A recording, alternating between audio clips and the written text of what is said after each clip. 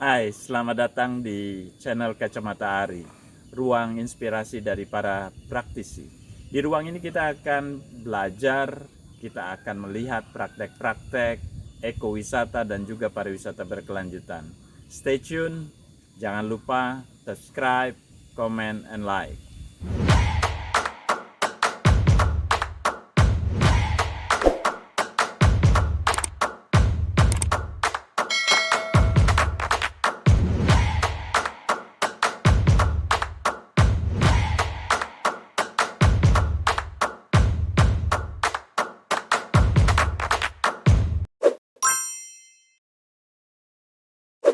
Wow, asik banget pagi-pagi di Gunung Api Purba. Selamat datang di channel Kacamata Ari. Saya saat ini bersama dengan Mas Sugeng. Apa kabar Mas Sugeng? Alhamdulillah sehat Pak Ari. Alhamdulillah sehat ya. Wih. Gimana nggak sehat lihat cuacanya? Ya, Kan? Gunung Api Purba, kawasan wisata Gunung Api Purba. Ceritanya itu apa Mas? oke. Jadi kami itu pengembangan kawasan ini sebenarnya berawal dari keinginan kami untuk merubah desa kami yang dulu terkenal menjadi sebuah tempat yang tertinggal kira-kira seperti itu. Jadi cenderung yang menonjol itu adalah kekeringan, kemudian kemiskinan, termasuk tidak bangga terhadap masyarakat desa atau kawasannya. Pemuda banyak yang meninggalkan desanya. Nah, itu menjadi satu keprihatinan kami bersama, termasuk permasalahan air. Nah, dari situ kami memiliki. Ya, karena Gunung Kidul tuh dikenal kering ya, kalau dulu ya. Kalau dulu ya sangat dominan dengan konotasi negatif kekeringan Gunung Kidul.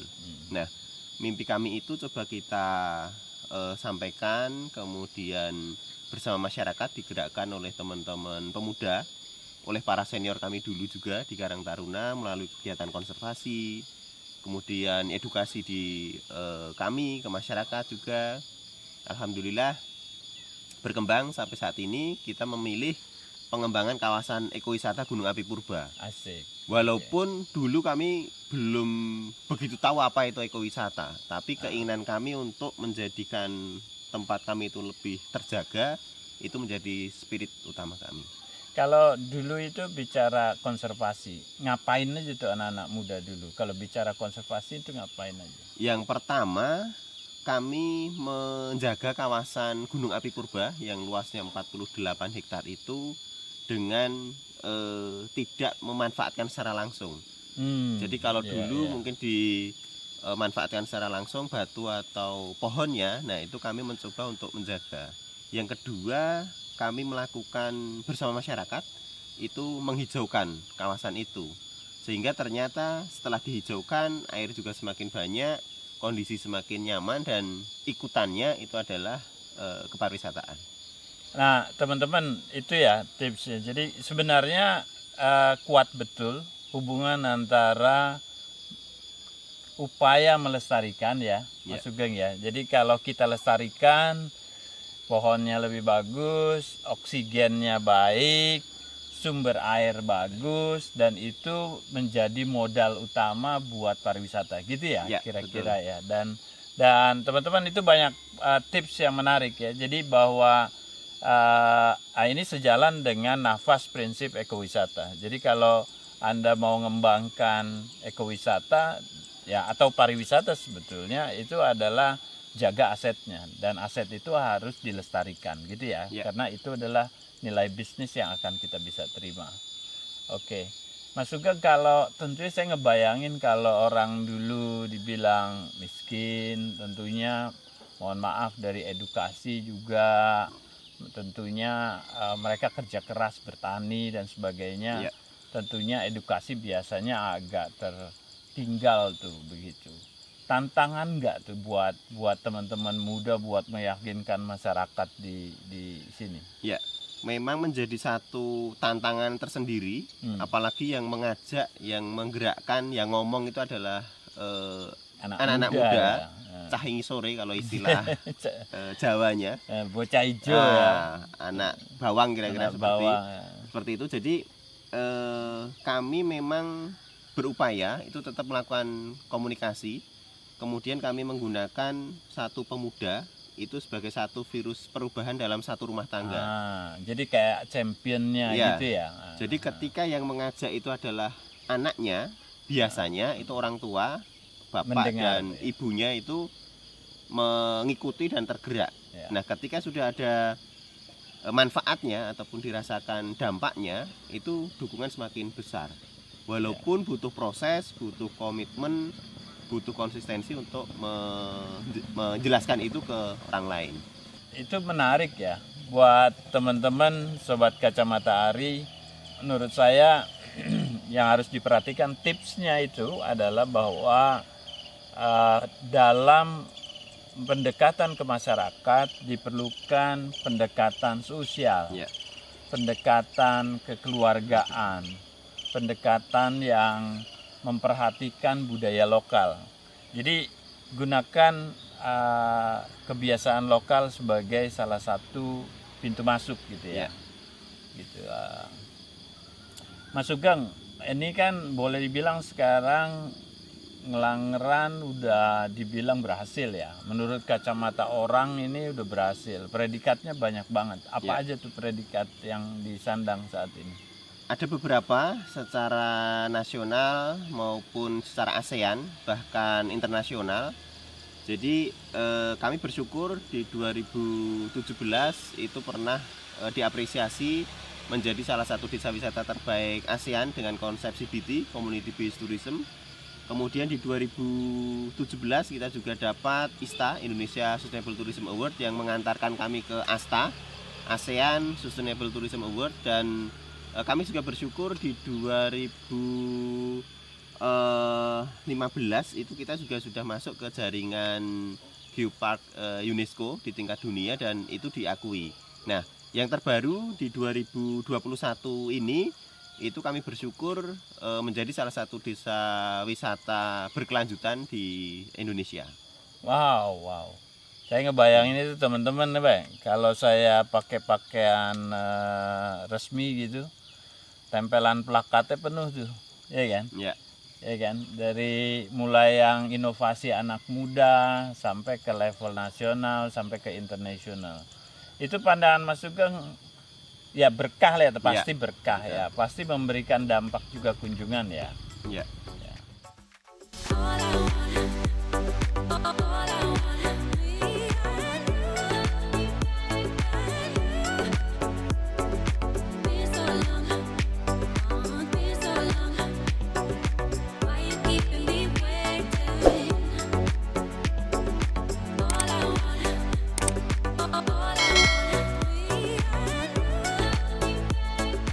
Mas Sugeng itu kan kalau pasti penghargaan menilai banyak hal. Ya.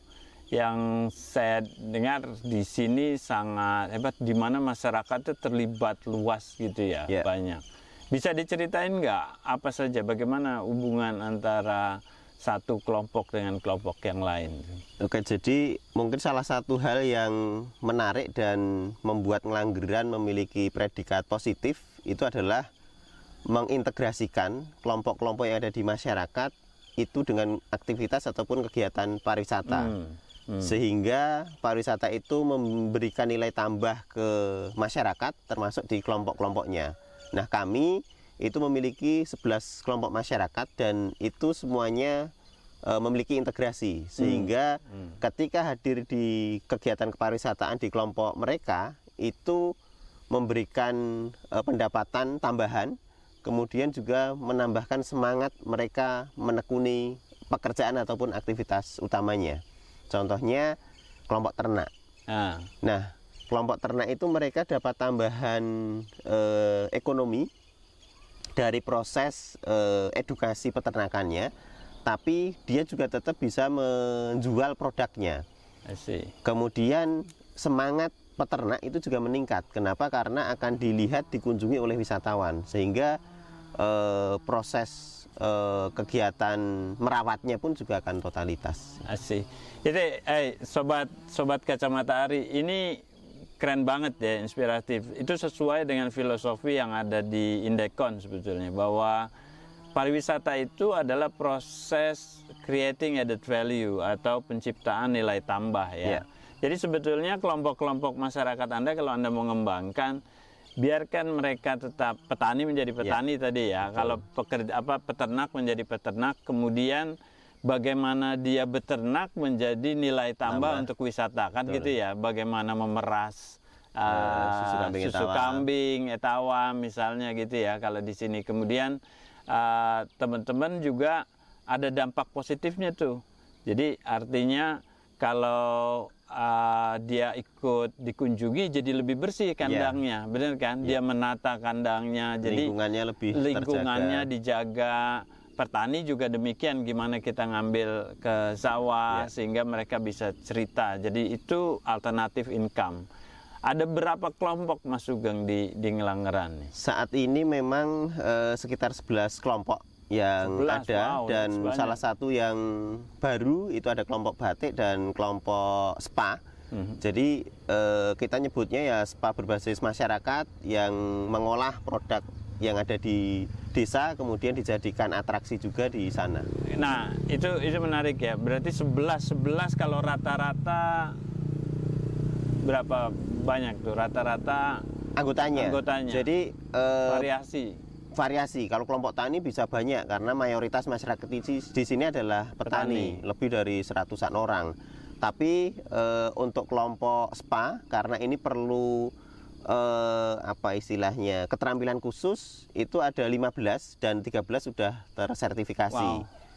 Wow. Jadi bahkan udah sampai level sertifikasi ya. Yeah. Jadi kalau saya lihat ini ya saya ada yang tertarik saya tadi kalau dibilang ada kelompok spa, tentunya ada kelompok memasak, tadi kemudian ada kelompok homestay. Ya. Bagaimana peran wanita di Ngelanggeran? Nah, kami itu bersyukur dukungan dari berbagai elemen termasuk peran kelompok perempuan itu juga cukup tinggi. Bahkan ada beberapa kelompok itu didominasi oleh kelompok perempuan. Contohnya di pengolahan kuliner, kemudian pengolahan coklat. Termasuk kelompok homestay itu sebenarnya yang menyiapkan dan banyak berinteraksi dengan wisatawan itu adalah kelompok perempuan. Nah, di sini kami juga bersyukur walaupun mungkin kegiatan kami itu mayoritas adalah kegiatan yang butuh fisik atau trekking, kami mencoba berbagi peran yang sifatnya ngerkoso dalam tanda petik harus naik gunung, turun gunung, antar tamu, bawa barang itu didominasi oleh anak-anak muda dan sesuai tenaganya sesuai tenaganya. Kemudian ibu-ibu, kemudian ini lebih banyak berkegiatan di bawah dan hal-hal yang sifatnya lebih detail, contohnya kelompok batik itu juga didominasi oleh kelompok ibu-ibu. Sobat Kacamata Ari, ini satu lagi tips, satu sinergitas gitu ya. Mungkin kalau saya lihat kalau di desa kita bicara bagaimana mempertahankan ruh gotong royong ya. Guyup rukun, gotong royong. Kemudian penting banget sinergitas tadi. Berbagi peran sesuai dengan dia punya keahlian dan juga passionnya gitu ya. Keren. Jadi menurut saya ini sebenarnya Mas Sugeng kalau di teori pariwisata itu kan kita bicara kalau sudah terintegrasi itu kita udah bicara ketahanan desa tuh.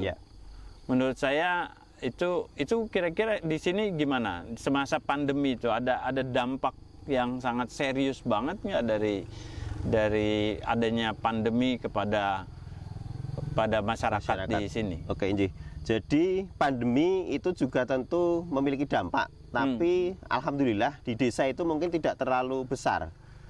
Awal-awal mulai pandemi kami bersyukur di Desa Ngelanggeran masa panen waktu itu. Panen padi, kemudian hasil pertanian lain sehingga masyarakat tetap mereka berkegiatan dan memiliki aktivitas untuk lebih serius di kegiatan pertaniannya. Kemudian sebenarnya masa depan ke depan Indonesia itu ada di desa. Semuanya terpenuhi kira-kira pangan, air, udara segar, segala macam, kesehatan. Bahkan tren pandemi ini desa wisata, kawasan ekowisata, tempat yang terbuka itu menjadi salah satu pilihan untuk dikunjungi. Dan bahkan kemarin ketika ada penelitian dari LIPI, dikumpulkan berbagai kelompok, kemudian termasuk pengelola wisata, melihat dampak pandemi. Nah, ketika ditanya itu ternyata responden atau masyarakat kami itu menjawab kira-kira sampai kapan bertahan. Nah, ada juga yang menyampaikan bertahan selamanya ketika masih sehat. Jadi sebenarnya tidak masalah pandemi seperti ini, yang penting sehat, menjaga kesehatan. Kenapa? Karena pangan dan segala macam aktivitas kami biasa. Bisa ada ya. Beda dengan, mohon maaf, yang mungkin ada di kota. Ya. Itu lebih rentan. Jadi ketahanan masyarakat yang ada di desa, menurut saya daya tahan dan daya lentingnya lebih kuat. Saya sepakat tuh Mas Sugeng. Sobat Kacamata Hari, memang kalau di kota kerasa banget, Mas Sugeng. Jadi teman-teman pemandu, teman-teman yang hidupnya di kota relatif punya berdampak lebih besar. Teman-teman di pedesaan itu relatif kita bersyukur. Tadi saya setuju bersyukur bahwa panen masih baik ya dan sebagainya. Dan saya kira ada contoh yang menarik. Terima kasih Mas Sugeng tadi, bahwa sepanjang kita sehat kita bisa produktif. Bertahan, kan gitu ya. Sehingga teman-teman tipsnya menjaga kesehatan dan itu menjadi mutlak untuk kita bisa tetap produktif, karena sebenarnya alam ini sudah memberikan banyak hal untuk kita dan bagaimana kita manfaat. Kalau Mas Sugeng tadi bilang ya sebenarnya ketahanan kita ada di desa, saya setuju kalau dikelola. Ya, betul. Nah, kalau nggak dikelola dengan baik secara lestari, saya kira itu dampaknya juga besar.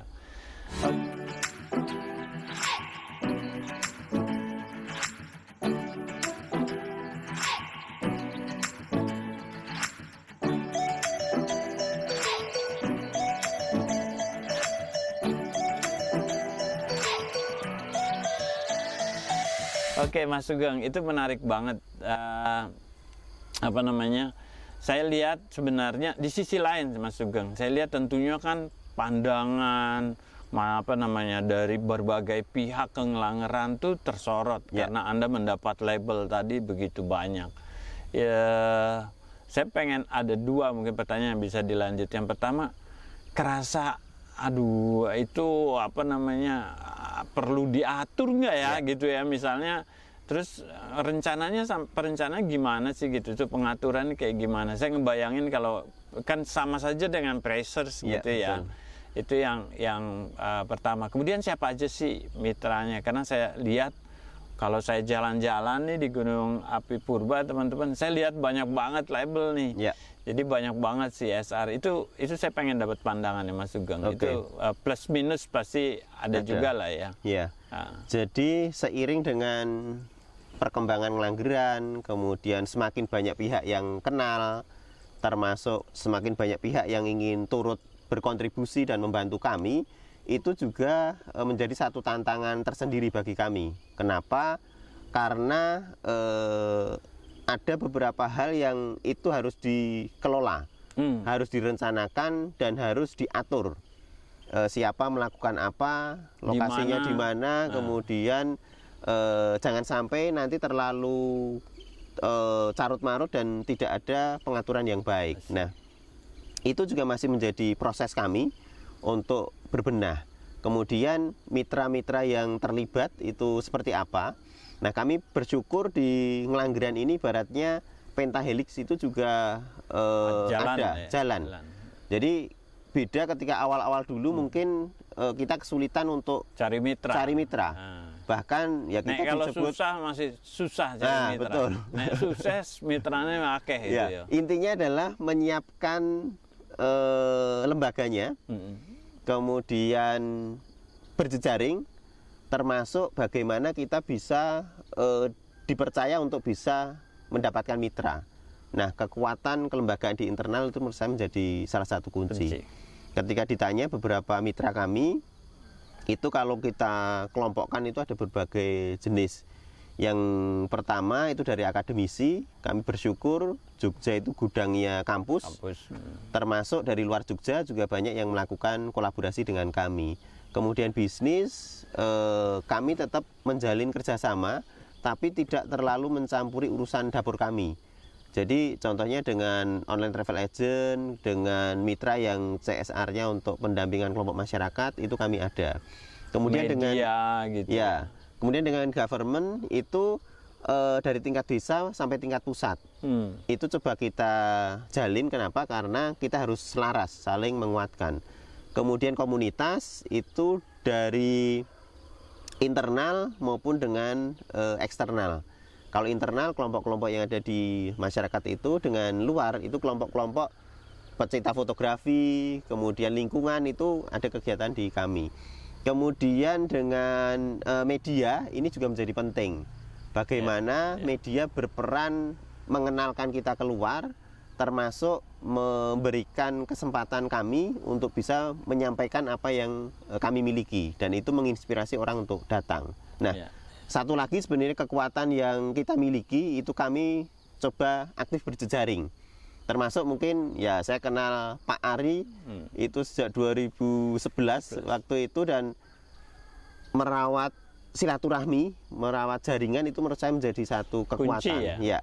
Kita saya sangat meyakini silaturahmi itu membawa rezeki walaupun tidak saat itu juga.